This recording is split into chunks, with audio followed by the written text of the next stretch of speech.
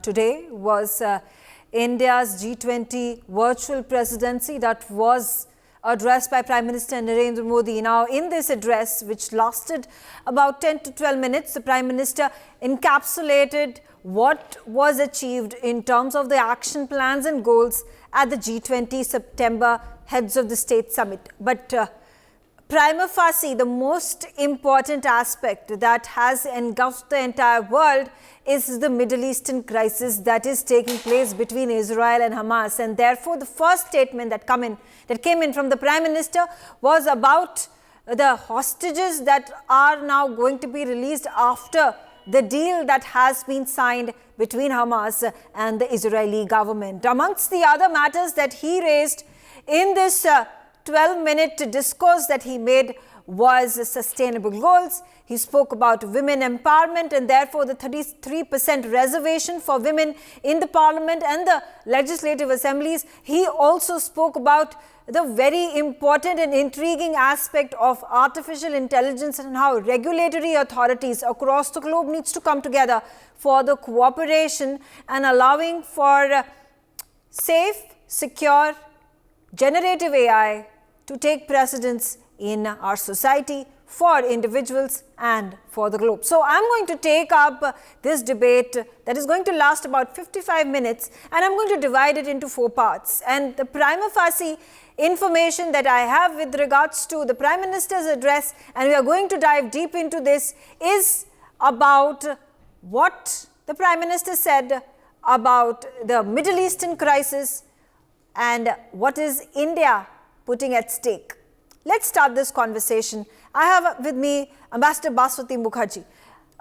Ambassador, it was expected that the Prime Minister and all the heads of the states that have joined the G20 virtual summit are in fact going to talk about the very immediate concern in the Middle Eastern region between Israel and Gaza. And the statement that has come out from the Prime Minister is forthright and straight. It's about how there is condemnation for terrorism, whether it emanates out of India or in Israel or in Gaza Strip.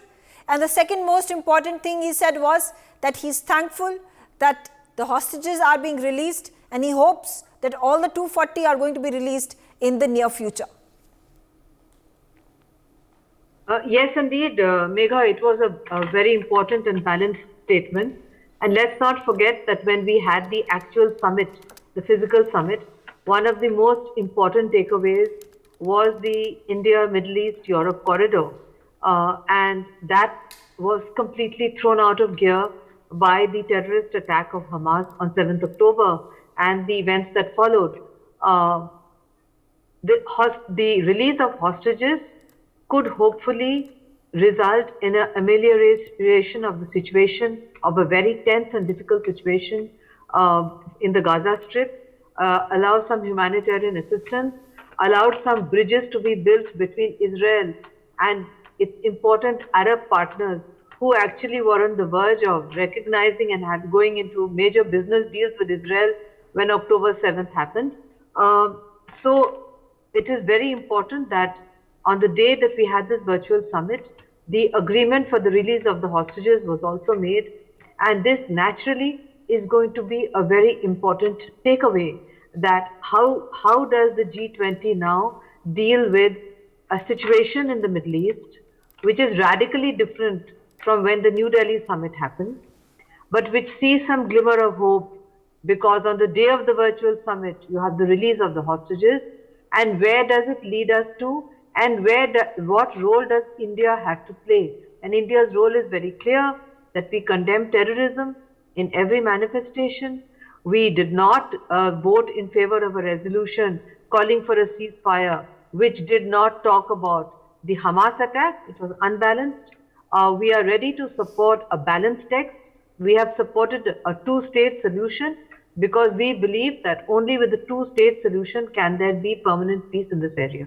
So all in all, we have to wait and see, but I'm sure that one of the most important imperatives for India, for the Arab countries and for Europe and members of the G20 is eventually to have that economic corridor which will link the Middle East with Europe and India and which will also challenge the BRI, which was actually one of the reasons why the Chinese never welcomed this initiative. But this initiative cannot be thrown away.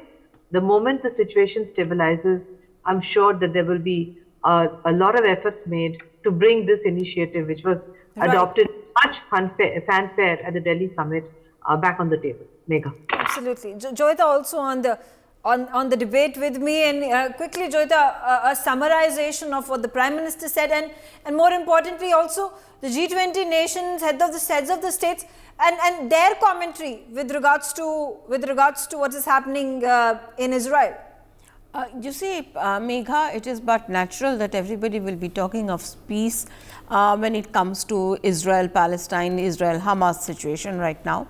And if you look at what happened, the summit in G20 happened sometime in, I think, 9th and 10th of September.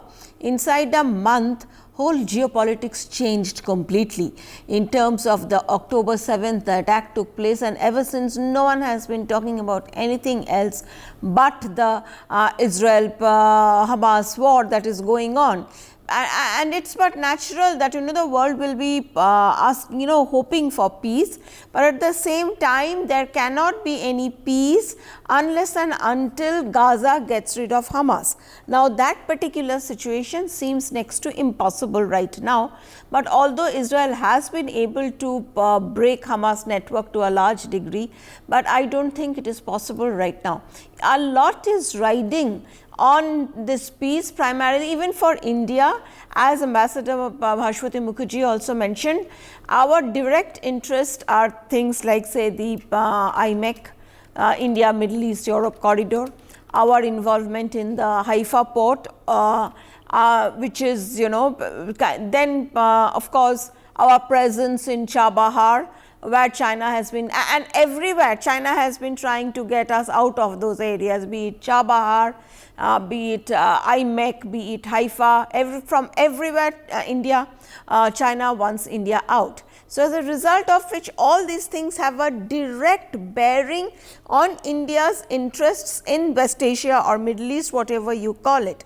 So, it is in India's interest, it is in the G20 countries' interest that this problem is sorted, because if you are looking at the last few years, this is the third disruption that has come in. First it was COVID, then it was the Russia-Ukraine war, and this is the third disruption, which is the Israel-Hamas war. So, now when you are looking at it in terms of disruptions, when you are looking at it in terms of I would say international relations, the world has been in a completely, literally, it has been out of joint for the last 3-4 years now. It is high time matters settle down. And the thing is, you see, the only country that seems to be kind of benefiting from this turmoil is China. Okay. All right. Yeah. And I think this is something the world needs to wake up to. Okay. Dr. Satoru Naga also on the telecast with me. He is a visiting fellow at the Hudson Institute. He joins me from Tokyo in Japan. Now, Dr. Nagao, looking at the world perspective, India's perspective in the Middle Eastern crisis, and how has Japan reacted to this situation? Yes, thank you very much. I'm focusing on India's leadership in the G20 in this case, because when we talk about the Middle East, there are a variety of opinions in the G20.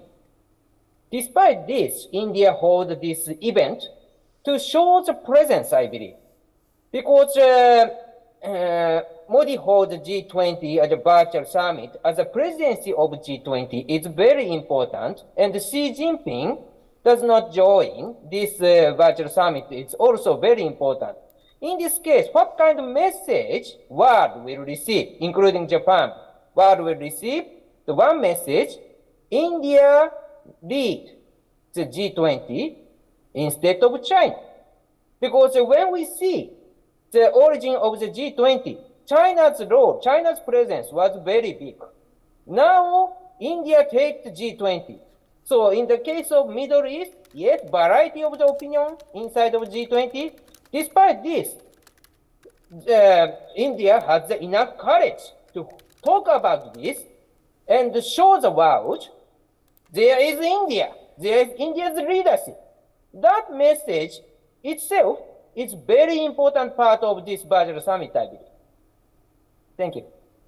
Okay. All right. The China factor, most important. Ambassador Mukherjee, what is the messaging that comes across? That it is again the Chinese premier who has attended the G20 virtual summit. I would like to believe that it was President Putin who also attended the virtual summit.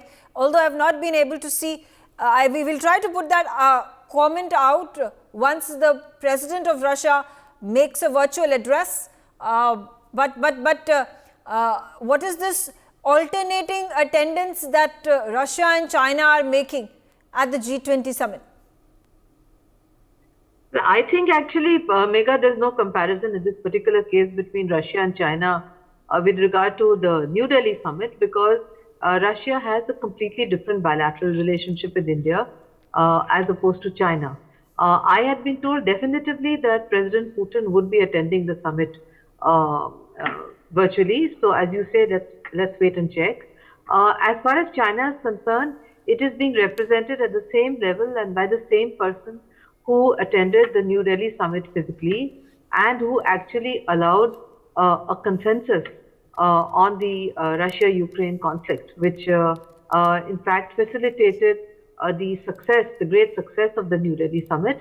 And there was much speculation that had it been attended by Xi Jinping, he would have been obliged to hold up the document. So these are many things which happen in diplomacy behind the scenes that we are not aware of. The point here is that the Chinese have played a double game with regard to Hamas and Israel. They've played a double game on the Russia-Ukraine conflict. They do not want the IMEC, the Middle East corridor, to take off because it would automatically challenge the supremacy of the BRI. But there's really not much that they can do, because these conflicts, including the one in Gaza or the one in Ukraine, appears to be stalemated. The one in Gaza appears to be getting some kind of hope of resolution through the release of the hostages, because Israel was very clear that as long as Hamas is holding on to the hostages, no negotiation was possible, and Israel is determined to break the very corridor of tunnels inside the Gaza Strip under these hospitals. So these are all issues which we cannot speculate right now. But certainly, we have to look at the final document.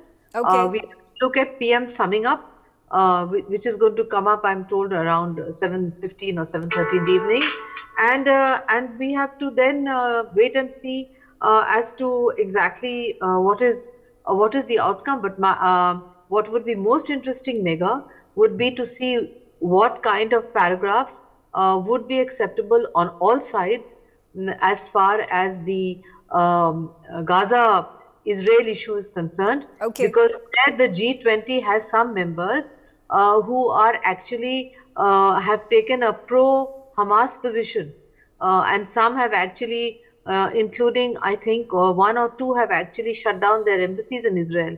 So it would be very interesting to see what kind of consensus language comes. Absolutely. Let's quickly put out that soundbite of Prime Minister Modi when he's shown hope that there are going to be 240 of the hostages who are going to be released, and calling out terrorism from the Hamas organization that created rampage on October 7th on Israeli civilians.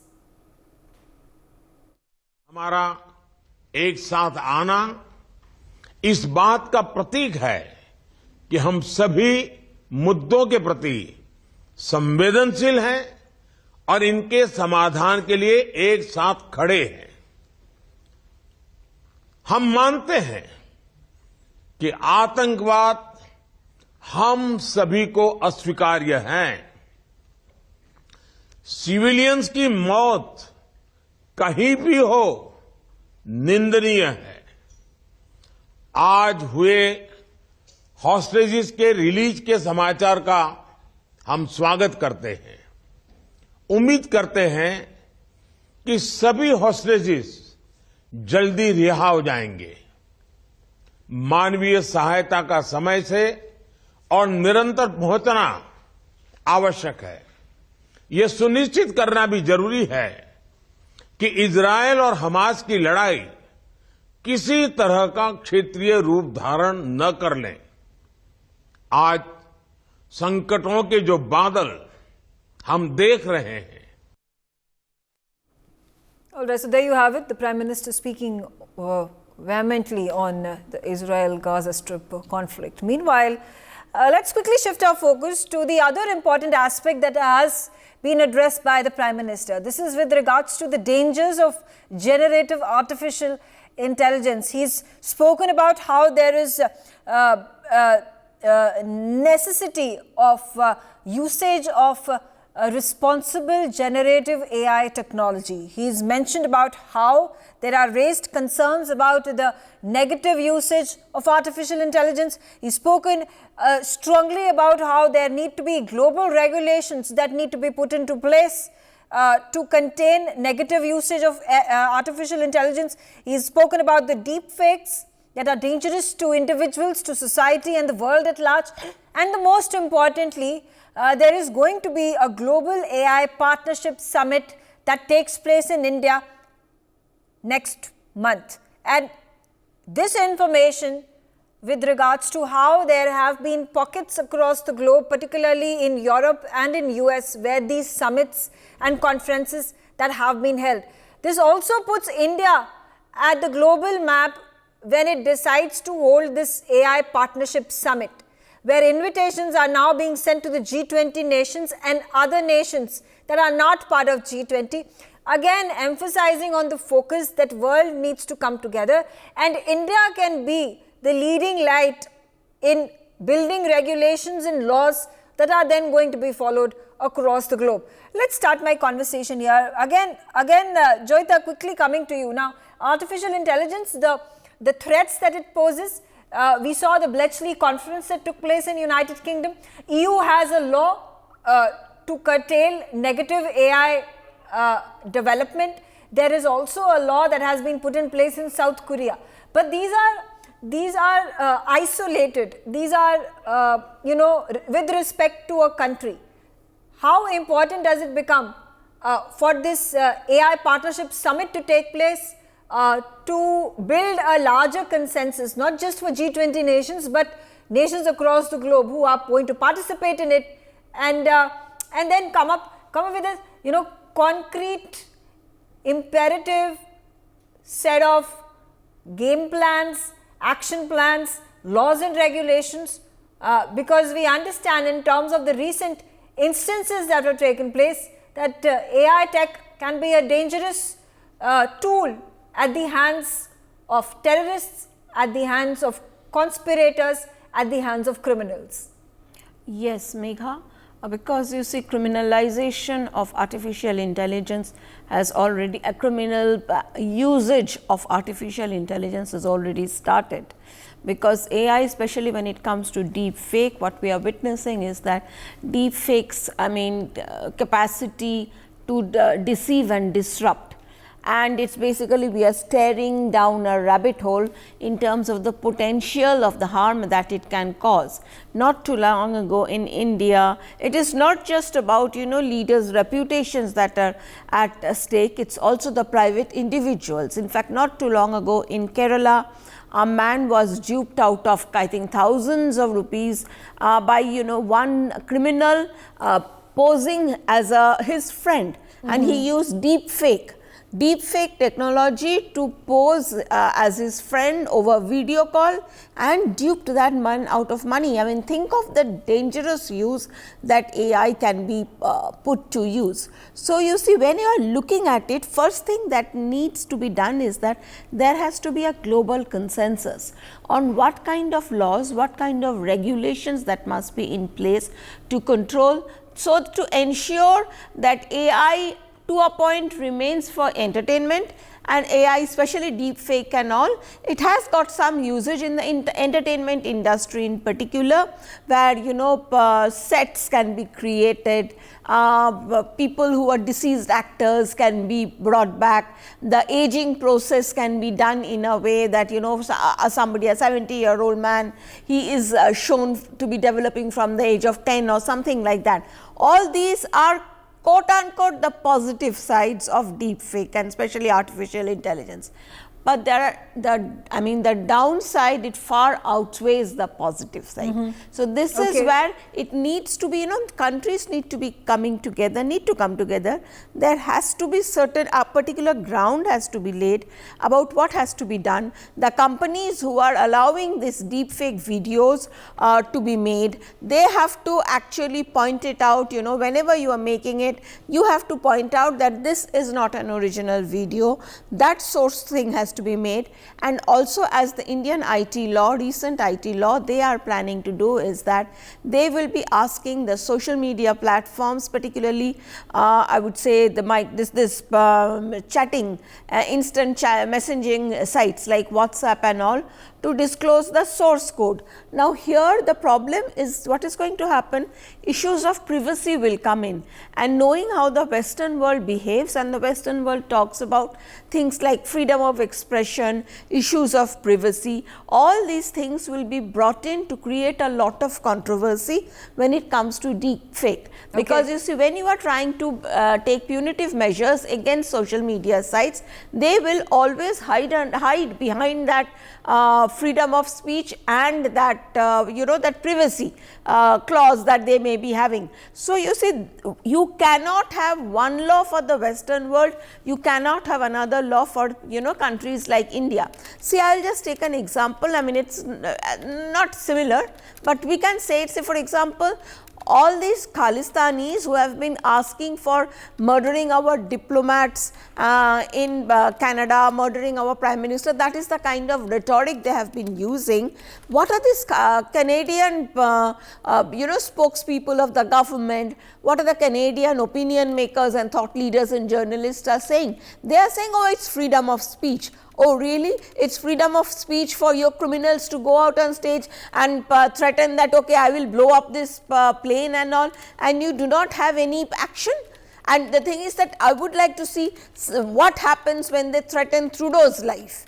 Yeah. Okay. So, the whole point is the same treatment that the Western world, the so-called developed countries, have a different set of rules when it comes to AI and deep fake, and now they, driven by some woke nonsense, they just would like to spread, they would allow the spreading of mayhem.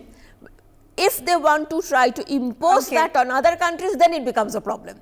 So, there has to be a meeting ground. Okay. Dr. Satoru Nagao, now how has Japan's policy making been in able to detect these deep fakes that cause a hindrance that allow for criminal activities, even perhaps in the future terrorist activities to take place? And how is Japan aligned with the rest of the world in bringing in laws and regulations in place?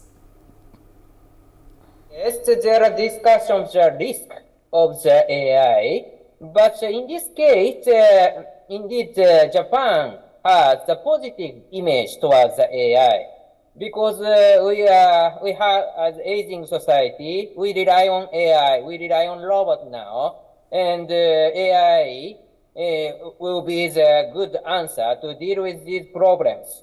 Fewer people can control everything if we have enough AI. So deepfake or other things, these are the very important matter. But in this case, Japan's opinion is, if we create a proper AI but against this kind of the problems, it will solve. But in case of the AI, the scientists want to seek one kind of another human, who is very genius. And the genius guy is influential in any part of the world or any part of the history. So that's why it is true, AI will be the game changer in anything.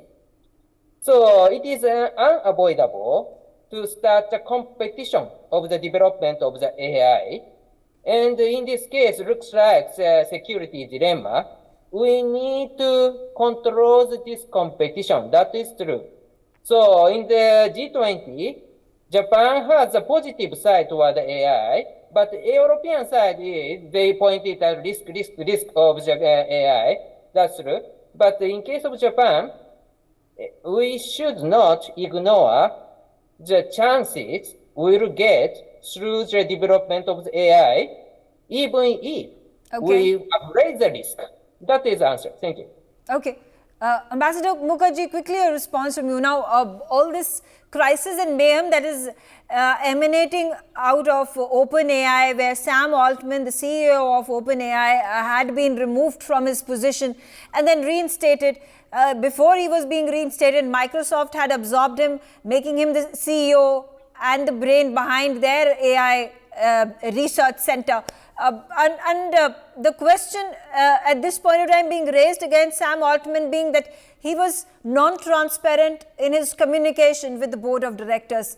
Not only that, there were questions being raised against Sam Altman that he was and his staff and his team were in favor of rapid innovation and development of AI and then putting it across on public domains versus the board members talking about how it is important to be restrictive and have regulations in place and have self-checks in place and have these testing grounds before they are put out in the public domain.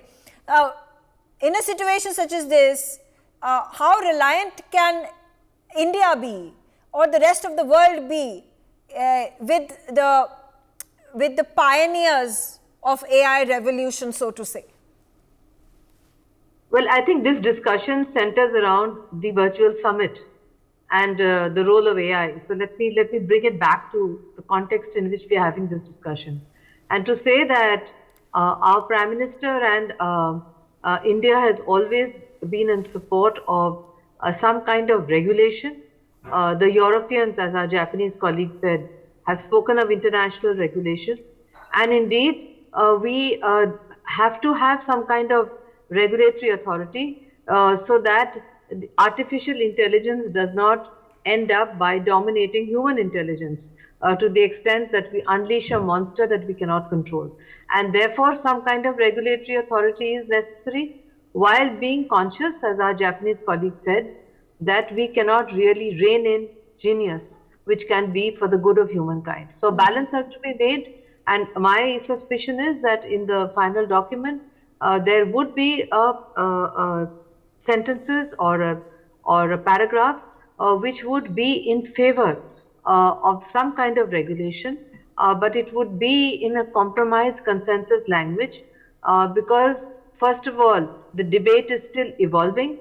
As you rightly pointed out about the confusion about first sacking and then reinstating and then Microsoft getting in and grabbing a person who is supposed to be in his own way a genius too, transparent or non-transparent. So the point here is that I'm sure we are going to be, the G20 is going to speak in favor of some kind of regulatory authority, which would need to be worked out very carefully. Which body would work out that regulatory authority is something that needs to be seen. Right. And without some kind of regulation, it is not possible to allow AI to be just utilized, manipulated, and now as we see being used for deception, for destruction of people's personal lives, for deepfake videos, etc. Yep. So some kind of regulation is inevitable, whether an individual country likes it or doesn't like it. All right. Quickly listening into what Prime Minister said at the G20 virtual summit with regards to AI tech. आज artificial intelligence के युग में technology को responsible तरीके से उपयोग में लाने की जरूरत है। पूरी दुनिया में एआई के नेगेटिव यूज को लेकर चिंता बढ़ रही है। भारत की स्पष्ट सोच है कि एआई के वैश्विक रेगुलेशन को लेकर हमें मिलकर काम करना चाहिए। डीप फेक समाज के लिए, व्यक्ति के लिए कितना खतरनाक है, इसकी गंभीरता को समझते हुए हमें आगे बढ़ना होगा। हम चाहते हैं कि AI should reach the people and it must be safe for the society. इसी अप्रोच के साथ भारत में अगले महीने ग्लोबल एआई पार्टनरशिप समिट आयोजित की जा रही है। Okay, so that was that quick discussion about artificial intelligence and how world bodies, countries need to come together to build a consensus. And in that regard, there is going to be, in fact, a global AI partnership summit that the Prime Minister has just announced. I'm going to now shift my focus to another important announcement that was made by the Prime Minister during his speech at the G20 virtual summit. And what he speaks about is the social impact funds proposal made by India that was also done during the September physical summit that took place of the heads of the states. And now the announcement coming in of India contributing to this fund worth 25 million US dollars. There has also been an appeal that has been made by the Prime Minister of the other G20 nations to participate wholeheartedly and provide for funds and financial aid to build up the Social Impacts Fund. Joining me on the telecast is Ambassador KP Fabian. Now, as much as the G20 presidency, India focus, particularly in this virtual summit, has been about the Israel-Gaza Strip war or the artificial intelligence, which are the two topical subjects, let's also not forget about sustainable development, about social impact, which has been the overarching narrative that India has led forward with right from the start when the G20 preparations went on, and these on the sidelines there were these meetings and conventions and working groups that had been formed. Well, thank you. India has certainly, what shall I say, has made an original move during its original moves during its presidency of the G20. And what you have mentioned, whether it is G20, social impact, and these are all very important.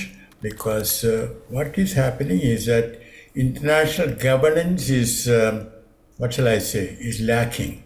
We have the United Nations, which is of course very active, but there are, we have G7, we have got European Union and other such bodies, but there are certain important issues where international governance is lacking, and therefore it is very significant that India has taken the initiative, and it is my view that India will get good support from the rest of the G20 in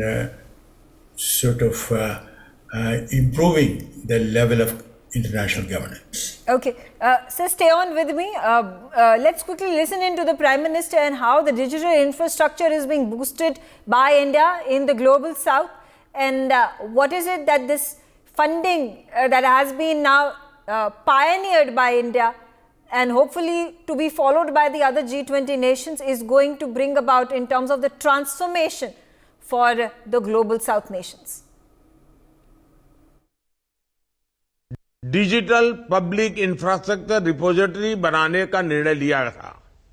मुझे कहते हुए खुशी है कि repository तैयार हो गई है।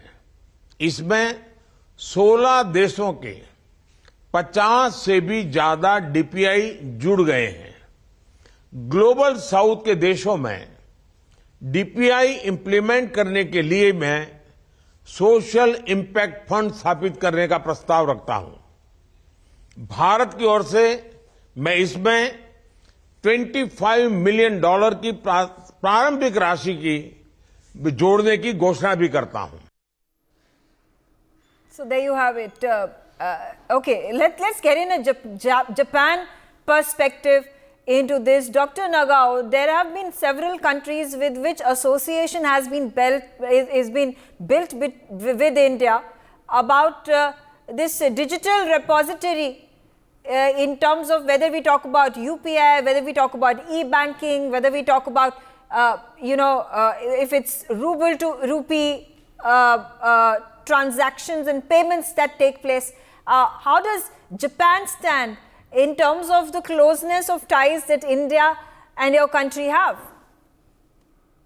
Yes, in the global south country, they need digital infrastructure, but in this case, their choice is only one now, China. That is the problem. Japan's stance is very clear. We will support India's project to support other global south countries instead of China. Because if China dominates digital infrastructure in the global south, China will be the leader of the global south. That is not acceptable for Japan. India should be the leader of the global south because India's stance is far better than the China's stance. India is Japan's friend. When the foreign minister Jai Shankar come to the Hudson and address in the September, he said India's stance is not India is non-Western, but India is not anti-Western. China is anti-Western. India is not anti-Western. India should be the leader. That is the Japan stance. That is the Western country stance, I believe. That's why India should be the leader. That is our stance. Okay. Thank you. All right. Joyita, quickly coming to you. Now, digital payments, digital repositories has been a big success. The G20 Leaders Summit also had this entire setup, entire museum that had been built just to showcase how the e-services, whether it is about health or education or banking or UPI transfers, is taking a transformatory form when it comes to forging ahead for India, for small shopkeepers, from individuals, from housewives, from households. How is this transition that Prime Minister Modi aims to achieve by reaching to the grassroots, by reaching to the heartland, whether in Africa or in Asia, and these smaller countries, more underdeveloped countries, because once you have this transition, once you have this transformation, you are given the power, you are given this authority that will allow for less corruption to begin with, that will allow for most schemes to reach to you without any sort of bureaucracy or red tapeism. This is also going to make processes transparent. You see, when it comes to India and when it comes to India's process of digitalization and digitization, I think India has made remarkable progress in the world, especially when you are looking at our digital transactions and all. I think we are 4 times more of what the US, China, Japan, everybody together what they are doing. Our digital transactions are much more than that. The scale of which what India is doing, I don't think any country, including the developed countries, have been able to reach that level. Having said that, you see, if India can do it, you see, one thing that we have to realize when it comes to, say, the outreach of the quote unquote developed world, the G7 countries, when it comes to the outreach to the developed world, the kind of model that they are taking over there and the kind of, there is a difference between the model that they are taking to these smaller countries, the poorer countries, and the model that India is taking, because what India is taking is a lived experience. India knows, India has gone through these situations, has gone through poverty. India still has a large number of poor people, but these modern technologies India is using to basically bring not only access and prosperity right down to the level of the grassroots. So, therein is a huge, I would say, lesson for the rest of the world, especially the developing countries, the least developed countries, about how to basically come to mainstream and be prosperous, and that is the reason why we say that India is the leader of the global south. It is not China, because whenever you are talking about China, China is not the leader, because China's is always personal, always its own strategic interests are involved. Whatever China does, China always does with the malign interest. They are ultimately talking in terms of replacing the US as the #1 country in the world. It looks at itself as an imperial power. So, when you are looking at China, China's intent is different and India's intent is completely different. Yeah. So, and this is something, the experience, India's own experience, the developed world has not gone through that. All right, and that is the reason why India is learning by itself, and India is, there are problems, India is finding solutions.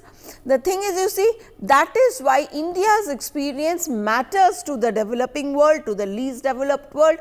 So, India is actually the leader of the global south if you are looking at it. So, yes, I think this is a huge area that can be explored, and there is a lot to learn from India's experience. Absolutely. Ambassador KP Fabian, the one example that comes to mind is the COVID pandemic that engulfed the entire world.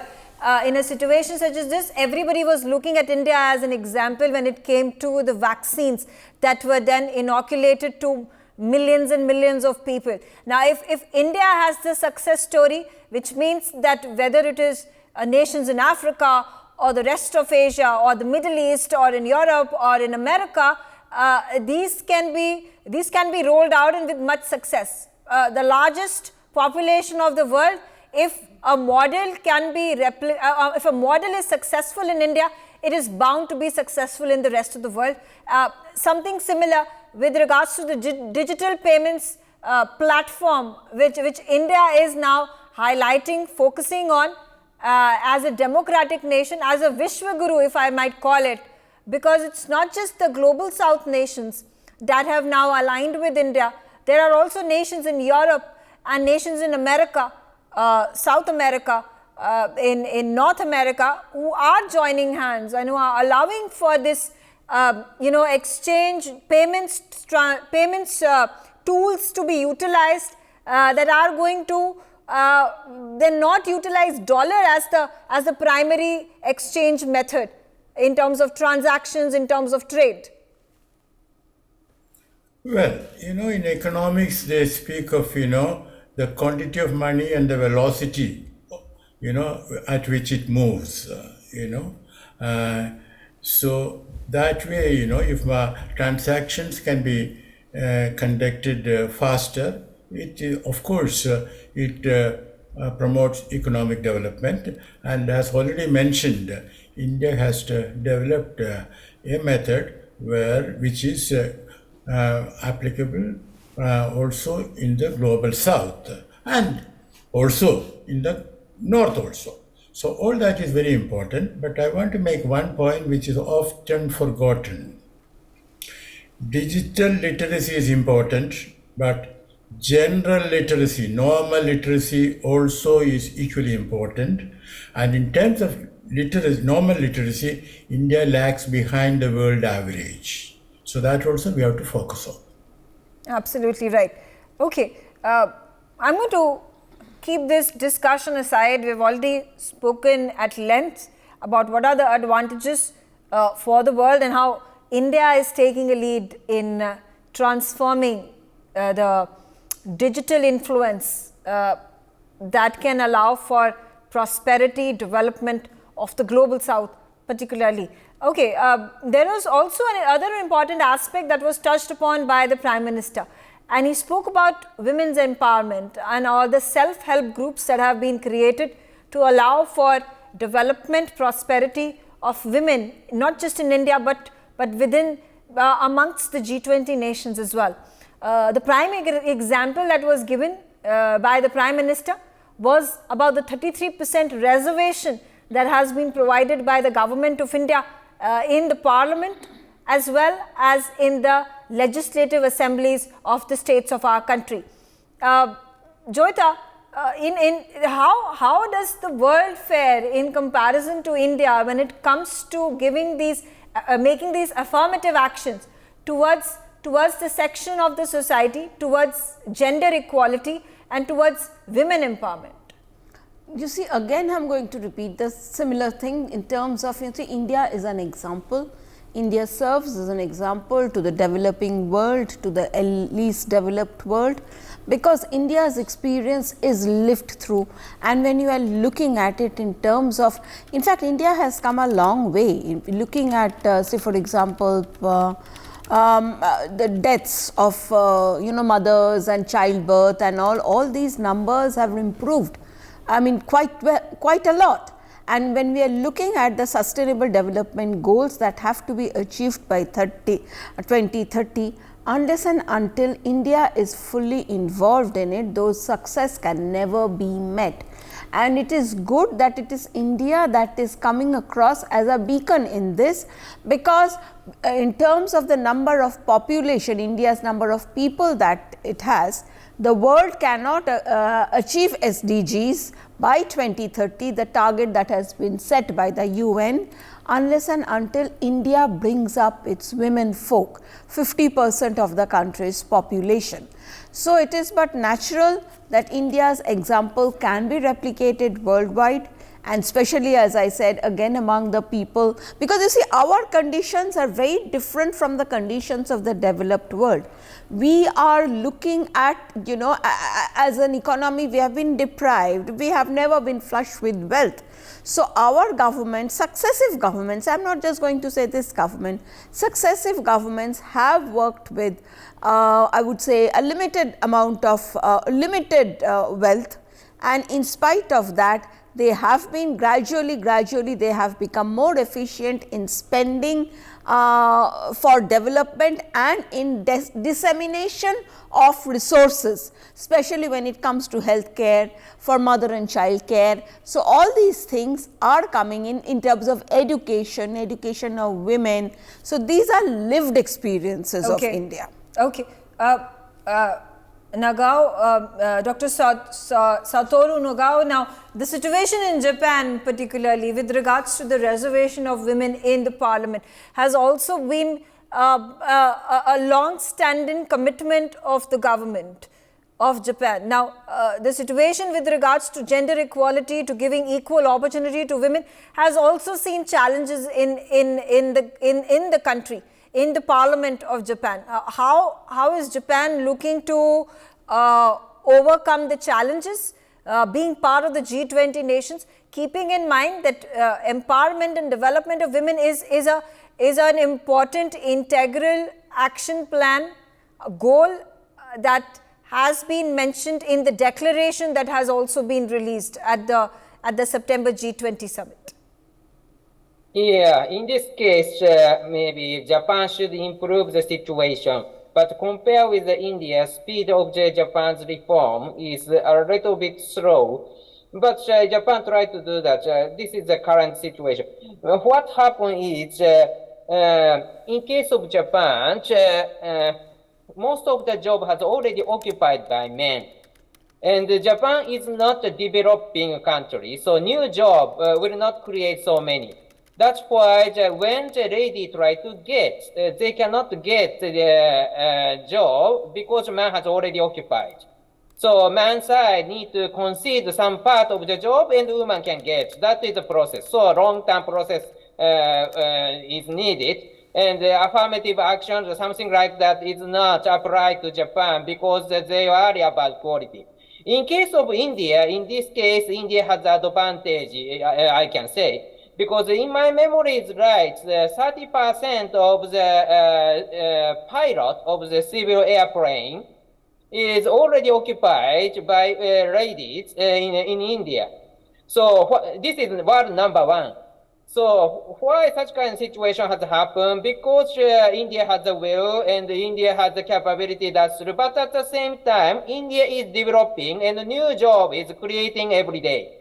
So under such kind of situation, because of the new vacant of job, the people can find and women can find. In this case, women relatively easy to get the job.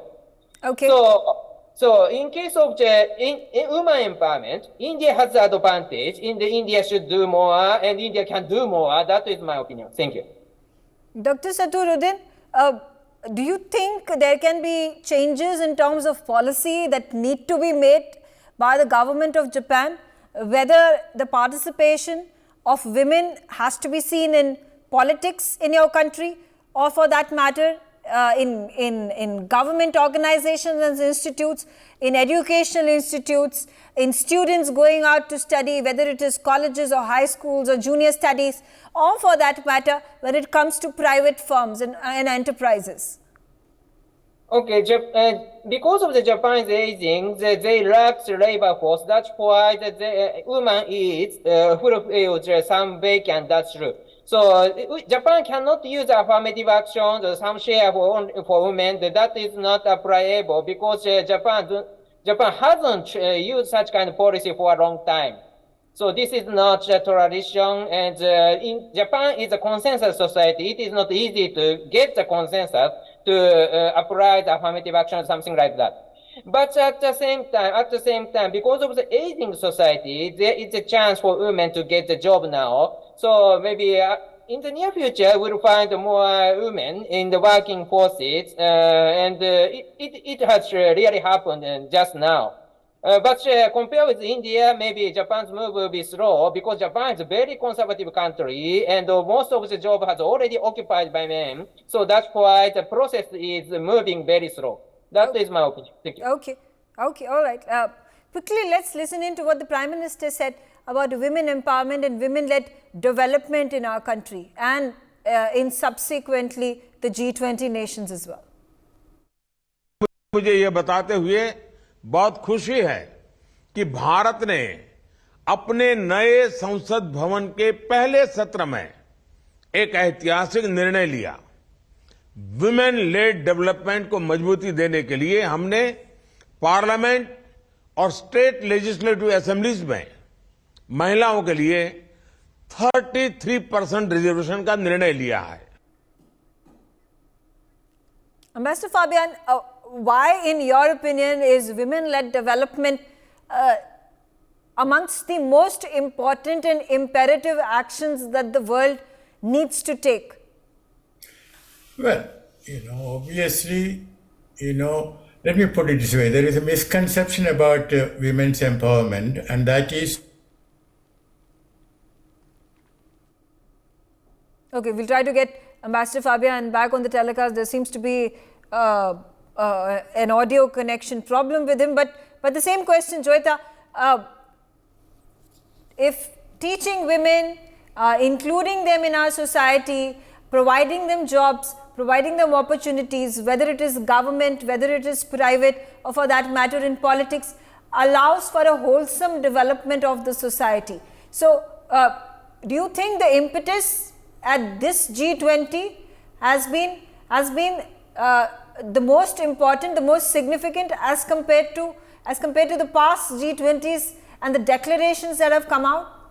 Well, I think this G20 has been particularly goal-oriented, very focused in terms of, it has taken to it in terms of almost like a projects have been decided, and they are, they have to achieve certain targets, and that is why the Prime Minister also called today's meeting. If you remember what he said on 10th of September, the final speech he gave at the G20 summit, that we are going to meet in 2 months' time and we are going to find out what we have been able to achieve in these last 2 months, whatever we have decided. So, knowing Prime Minister Modi, the way he functions, whatever we have been witnessing for almost 10 years now, he is a very goal-oriented person. So, he has set certain goals for the G20 countries, what G20 can achieve and should be achieving, and how he has to basically, we can also, India will have some influence even when, say for example, the Brazil next G20 is, because India will continue to be one of the 3 countries that will be part of the G20 body that runs that whole G20 program, G20 summit. So, the thing is, so India will have some influence for another year maybe.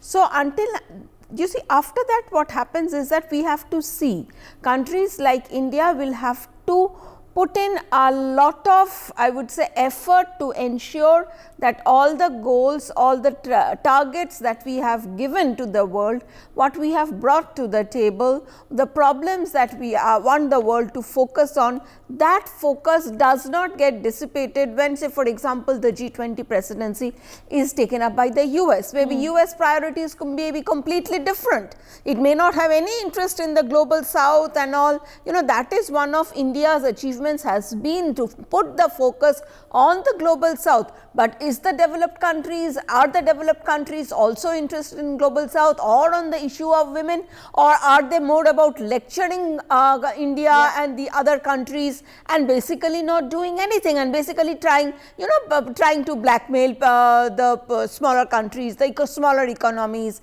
trying to find strategic gains out of it. So, if you ask me, the global north has still a long way to go before it can earn the trust of the global south, and because the global south does not trust the global north yet, that is why China is gaining in this particular in the global south countries, because these countries, they do not trust the global north countries. For more such videos, subscribe to the NewsX YouTube channel, hit the bell icon.